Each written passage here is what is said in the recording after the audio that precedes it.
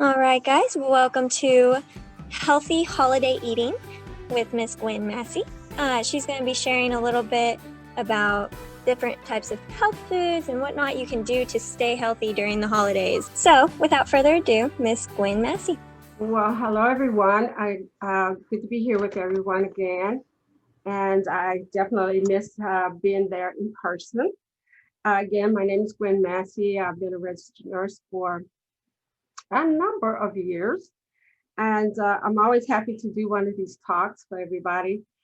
This is always good for me as well because I have to remind myself as well to eat healthy and that kind of thing. Uh, I really right suppose should have done this before Thanksgiving because you know I'll let heavy eating start at Thanksgiving, but here we are now. So hopefully everybody did well during Thanksgiving. The main things I just kind of wanted to cover, I'm going to talk about this, but we're going through some changes in our lives that are so different now. But there's something called moderation that's always a key to all areas of our life is how do we become be moderate in all the areas. And when it comes to our habits of eating, we really need to look at that extremes of the way we eat and how we eat. So I just kind of wanted to talk about, we all know I come from the era, like many of you, where the table was full, the counter was full of food and desserts and all kinds of desserts were out. I know we used to do a coconut cake for my grandfather, and we had to have a chocolate cake for the kids, and pecan pie, and pound cakes, and sweet potato pie. So we had all these different desserts, and I know many of you come from the era that I come from, where the tables were full of those kinds of food. Not to mention the turkey and dressing and all those things that came with it. So we're pretty much used to that kind of meal. But I'm probably preaching to the choir for many of you guys because I think a lot of us have started to understand that we do need to eat with moderation, even during the holidays. So if I'm preaching to the choir, I'm happy that I'm preaching to the choir, that a lot of you are eating well. But some of the things I just kind of wanted to bring to your mind about which sometimes is not going to affect us as much maybe this year because of what we've gone through or going through is the large meals and large family gatherings. Because normally when we have these large amounts of food, um, we have a large number of family members and friends and so forth in our homes during the holidays. And there are lots of parties going on at work and so forth where and people are getting together and going out to eat. And so we've seen ourselves in the past having these huge meals throughout the whole month from Thanksgiving probably till January. So I think that we're probably not having that as much this year as we've had in the past. So I just wanted to remind you guys. So I've got a few reminders here is that if when we're cooking our meals, preparing the dishes that we love, that let's look at trying to prepare those meals healthier. I think many of you probably are doing a lot of those things. So I know that most, whatever your table is, so whatever background you're from and whatever your foods that you normally have at Thanksgiving and Christmas and New Year's and throughout the season, whatever they are, a lot of times they're high fat, they're high calorie, and also they're extra delicious. And they're extra delicious sometimes because we are around family and friends. And so we eat a lot and we overeat. And so uh, I'm not the one to tell you exactly how to prepare your meals and all, but I think we all realize that some of the fattening things that we've done with our meals, we can have almost the same taste in the foods that we love at the holidays without some of the extra butter and creams and sugar and so forth. So I'm just wanting to admonish everybody to just look at preparing your foods that you love, that you can have the foods you love, but prepare them in a healthier way. And which I'm sure many of you have. So that's one thing, is to try to prepare our meals. For instance, for myself, we always have greens. We have collard greens, and then we have a mixture of mustard and turnip. And we used to put the bacon fat in, and we used to put or ham hock or ham and those kinds of things in it. So now I use a little piece of smoked turkey and a little bit of salt and the other few little things I put in it. So that's the kind of thing I'm talking about, is take the same dish that you love and modify it in a way so it's healthier. So that's one thing. So whatever you love to have at the holiday, you maybe can have them, but look at ways to prepare them in a healthier way. Um, Another thing is limiting the number of desserts that we have. Like I said, for growing up for me, our holidays were wonderful because that's when we all had all our favorite desserts. Now, throughout the year, we didn't have all that stuff. You know, we have maybe a pound cake for Sunday dinner and something else was, you know, but at Christmas you would have, and Thanksgiving, you would have all those desserts. So look at limiting the number of desserts, which for me is easier nowadays since our family is smaller than it used to be. So that's one thing, is to limit our desserts that we have, and even limit your side dishes that you have. So oftentimes, again, like I said, the table is just full, the counter would be full. So maybe we should consider limiting the side dishes that we have, as well as making those side dishes healthier. Uh, Preparation of the food, like I said, that's one topic I wanted to talk about. Basically, those are the things about preparing it healthier, maybe looking at having less desserts, less side dishes, and so forth. So once the food that you love, that you're going to have on your table, is prepared, we need to consider, um, again, moderation. As the old saying goes, which I'm sure many of you have heard, is don't let your eyes be bigger than your stomach. And I think everybody knows what that means, that everything looks so great. Yeah, everything on the table looks so great. So we start, I'll have a little of this, a little of that, a little of this, and all of a sudden our plate is piled high. So what we're saying is that one of the things I've started to look at doing is uh, I will get my favorite things on my plate, and I try to put a moderation of the two, maybe three or four of the favorite things I like, and then put a moderate amount, and then set aside a dish for later or for the next day. So say if you had mashed potatoes and mac and cheese. So you say, well, maybe today I'll just do mac and cheese. And then if there's potatoes and I ain't my Aunt Irene's mashed potatoes and I want some of those, then maybe set it aside for a different plate for the next day. So that way I can taste most of the dishes that I love that are there, if you have this large number of selections. So think of saving something for another day, preparing a plate for another day.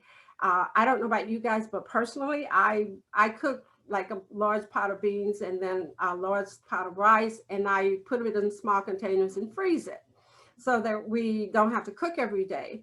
So that's another option for those of us who love leftovers, because I know there are people who don't like leftovers.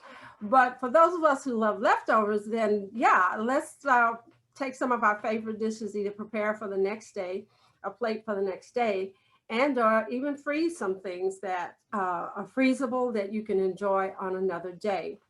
Um, so let's try not to pile the plate too high, and eat the things that we enjoy most that day, and maybe spread the meal out. You know, so because what happens to most meals, I don't know about you guys, but what happens for us is, well, we wait until 1 o'clock to eat, and we're all starving. You may have had a little bit for breakfast, and then we're all starving, and that's why we pile our plates so high. And then we're so full, and there's so much to eat that even though we're full, by 4 or 5 o'clock, we're like going back to the kitchen, right? So that's why I say make your plate small at the time everybody sits down together, And then uh, maybe that way later on in the day, you can try a different meal, a few different items. So there are ways we have to be creative, in everything that we do. So those were some things. The other thing is having smaller plates. And I know, 'cause at Christmas, everybody has these beautiful plates and they're huge usually, and we usually tend to fill them up. But you might also consider having meals in smaller plates so that we don't overfill the plates. Um, so another thing wanted to, I talked about the freezer and leftovers and that kind of thing. Um, so food wise, like I said, I can't really give everybody a lot of tips about, okay, you should do this to your potato salad and not do that. I just, like I said, because I don't know, we all have different meals uh, on our tables. But I also wanted to express the fact that yes, let's watch what we eat and watch how we prepare the foods. But then the other side of the coin, guys, which also I know that I may be talking, as we say, to the choir, because a lot of you who are summit goers, or have been summit goers, also are conscious of your exercising and trying to watch what you eat.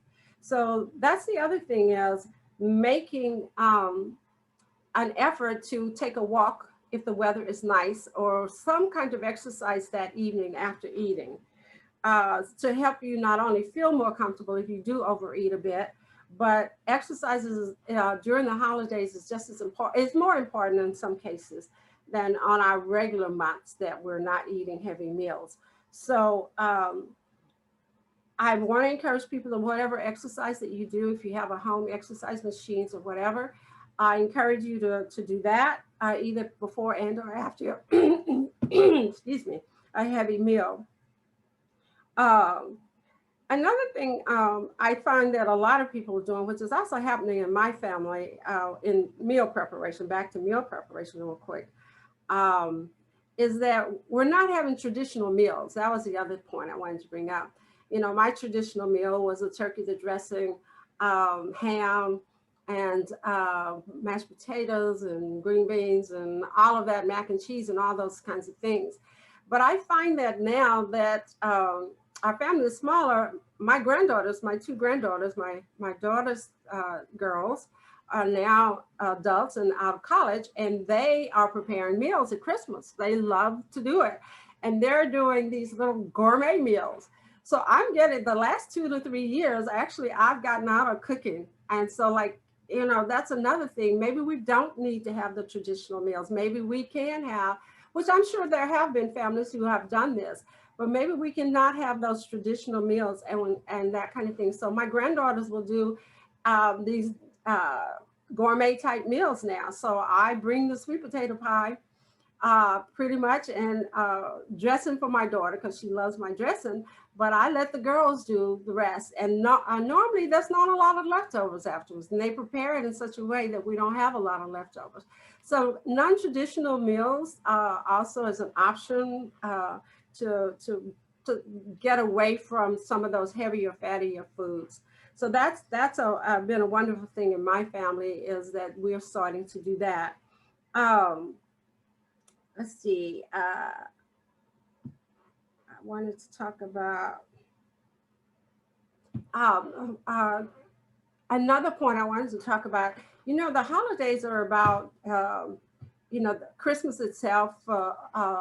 Those of us with a Christian background is that we're celebrating Christ's birthday.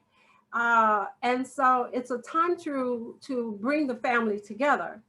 And even though this year we're more limited in bringing our families together, uh, but we do want to remember the reason that we celebrate the seasons. And there are all kinds of Hanukkah and so forth. These are all these celebrations that bring our families together. And so I just wanted to remind us of the fact that it is about bringing family together. We have to be more creative this year than we've ever had to be before in how we bring our families together. So I just wanted to encourage everybody and remind them that we want to continue to be safe. And yes, we're going to miss traveling, going to see family, and having those wonderful meals with our families. But we want to stay safe, and we want to, but we want to be creative. And one of those ways is even this format we're using today, to do Zoom conferences with our families. And one of the things I try to do during the holidays is find 2 or 3 days that I just contact family members. The card giving thing, I still send out a few cards at Christmas, but most people, it's about texting a message to them and that kind of thing. But I use the holidays too now to text family or friends and people I haven't talked to maybe all year, and so forth. So I encourage people to remember that it is about family, and this year we are limited on how we can be with our families for the holidays. I also understand that a lot of us have, I'm blessed that I haven't lost any family member and or any close friends to COVID, but we want to be sure that we remember all of our family that's not our close family, our community family. Remember them and remember and our blessings and our prayers during the holidays to remember those people. I really didn't have a lot to share today because I just think that it's a hard, difficult time for us all. And I think that we're all making changes in our lives that we've never been faced with making before. And just encourage everybody to eat well, to watch what we are eating, because one of the things about COVID, I think, and which is with our everything really, to stay healthy, guys, we really have to balance everything, we're doing to stay healthy. And those, I think, people who strive harder to take care of their health is usually are stronger in combating these illnesses and diseases.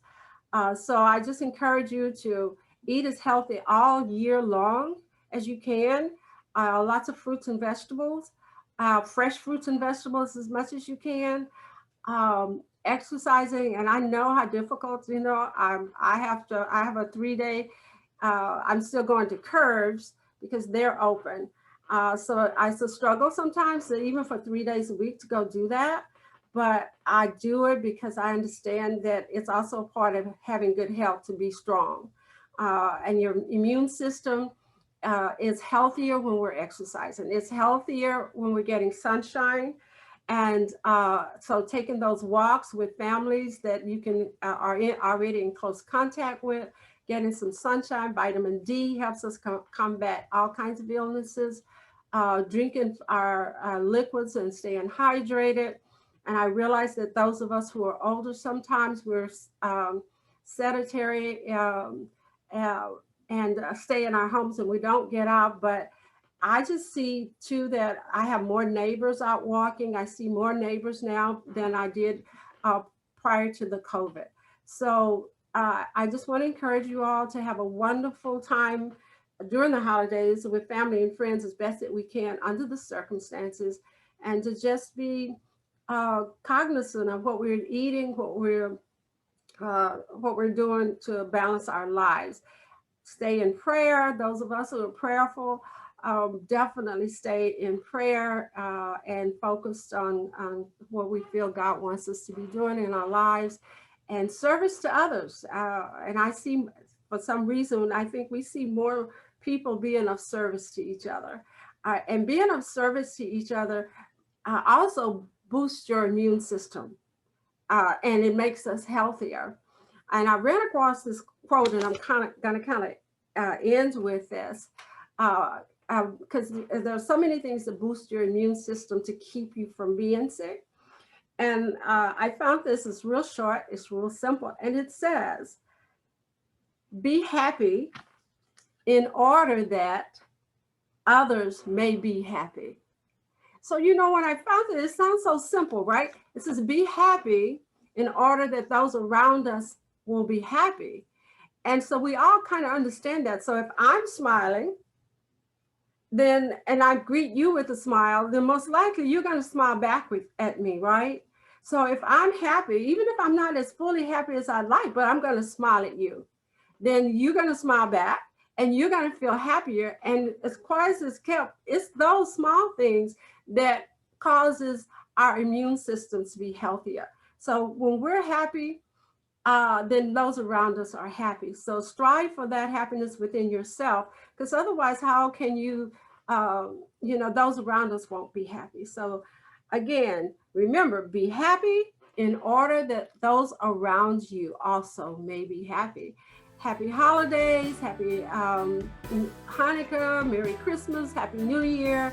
And I hope to physically see some of you guys again in the year 2021. Thank you guys for having me today, and I wish you all a great, great holiday and stay healthy. Thank you. Merry Christmas. Merry Christmas. Merry Christmas to all.